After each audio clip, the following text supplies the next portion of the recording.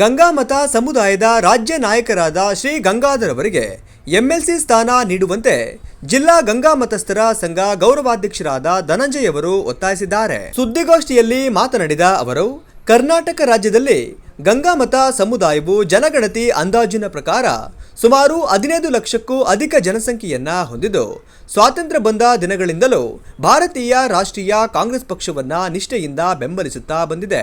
ಇಷ್ಟೊಂದು ದೊಡ್ಡ ಸಮುದಾಯಕ್ಕೆ ಇದುವರೆಗೆ ಹಳೆ ಮೈಸೂರು ವಿಭಾಗದಲ್ಲಿ ಸಮರ್ಪಕ ರಾಜಕೀಯ ಪ್ರಾತಿನಿಧ್ಯ ದೊರೆತಿಲ್ಲ ಎಂಬ ನೋವು ಸಮುದಾಯದಲ್ಲಿದೆ ಎಂದರು.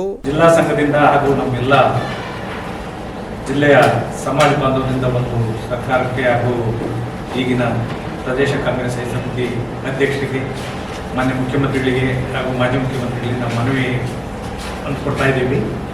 ಏನಂದರೆ, ನಮ್ಮ ಜನಸಂಖ್ಯೆ ರಾಜ್ಯಾದ್ಯಂತ 15ರಿಂದ 20 ಲಕ್ಷ ಜನಸಂಖ್ಯೆ ಹೊಂದಿದೆ ಸರ್. ಆದರೆ ನಮ್ಮಲ್ಲಿ ರಾಜಕೀಯವಾಗಿ ಮುಂದೆ ಬಂದರು ಬಹಳ ಕಡಿಮೆ. ಆದರೆ ರಾಜಕೀಯ ಕೆಲವು ಕ್ಷೇತ್ರಗಳಲ್ಲಿ ಗುರುತಿಸಿಕೊಂಡು ಕಾರ್ಯನಿರ್ವಹಿಸಿದ್ದಾರೆ. ಅದರಲ್ಲಿ ಒಬ್ಬರು ನಮ್ಮ ಗಂಗಾಧರ್ ಅಂತ ಹೇಳಿರ್ಬೋದು. ಅವರು ರಾಮನಗರದಲ್ಲಿ ಜಿಲ್ಲಾ ಪ್ರದೇಶ ಕಾಂಗ್ರೆಸ್ ಸಮಿತಿ ಅಧ್ಯಕ್ಷರಾಗಿ 9 ವರ್ಷದಿಂದ ಕೆಲಸ ಮಾಡ್ತಾರೆ. ಈಗ ರೇಷ್ಮೆ ಮಂಡಳಿ ನಿಗಮದ ಅಧ್ಯಕ್ಷರಾಗಿಯೂ ಸಹ ಕೆಲಸ ಮಾಡ್ತಾರೆ. ಹಿಂದೆ ಎಲ್ಲ ನಮಗೆ ಕೊಟ್ಟಿದ್ದಾರೆ, ನಾರ್ತ್ ಭಾಗಕ್ಕೆ ಹೆಚ್ಚು ಸ್ಥಾನಗಳನ್ನು ಕೊಟ್ಟಿದ್ದಾರೆ. ತಿಪ್ಪಣ್ಣ ಪಕ್ಕನವರು, ಸಾಯಿಬಣ್ಣ ತಳವಾರು, ಬೇರೆಯವರಿಗೆಲ್ಲ ಆ ಕಡೆ MLC ಸ್ಥಾನ ಮಾಡಿ ಕೊಟ್ಟಿದ್ದಾರೆ. ಆದರೆ ನಮ್ಮ ಬೆಂಗಳೂರು ಮೈಸೂರು ಪ್ರಾಂತ್ಯಕ್ಕೆ ಅಂತೇಳಿ ನಮ್ಮ ಸಮಾಜಕ್ಕೆ ಇದುವರೆಗೂ ಸಹ ಯಾರು ನಮ್ಮ ಒಬ್ಬರೂ ಸಹ MLC ಮಾಡಿಲ್ಲ. ಆ ಒಂದು ಉದ್ದೇಶದಿಂದ ಇದೇ ಕಾಂಗ್ರೆಸ್ ಪಕ್ಷದಲ್ಲೇ ಕರ್ತವ್ಯ ನಿರ್ವಹಿಸ್ತಕ್ಕಂಥ ಹಾಗೂ ಚಟುವಟಿಕೆಯಿಂದ ಇರ್ತಕ್ಕಂಥ ಗಂಗಾಧರ್ ಅವರು ಇಲ್ಲೇ ಜಿಲ್ಲಾ ಪಂಚಾಯತ್ ಅಧ್ಯಕ್ಷರಾಗಿಯೂ ಸಹ ಕಾರ್ಯನಿರ್ವಹಿಸ್ತಾರೆ.